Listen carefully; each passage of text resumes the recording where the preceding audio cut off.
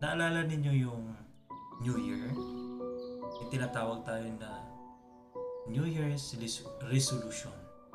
Yun ay sa ating vernacular na buhay. Yung hindi yung buhay yung buhay natin, buhay Kristiyano natin is this is our new year in our life as Christian, in our life in Christ, in our life in God. This is our new year. So, what is your New Year's resolution?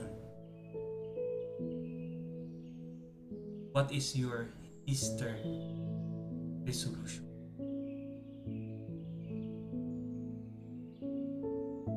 Yun yung tanong ko. Pagnilayan natin.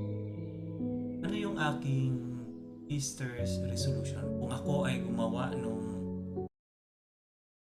December, pag-end ng year, gumawa ako ng New Year's resolution.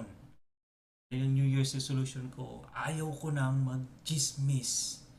Ayaw ko nang maging chismoso. Ayaw ko nang maging chismosa. Ngayon, ano ang Easter's resolution mo? Gusto ko nang maging chismosa.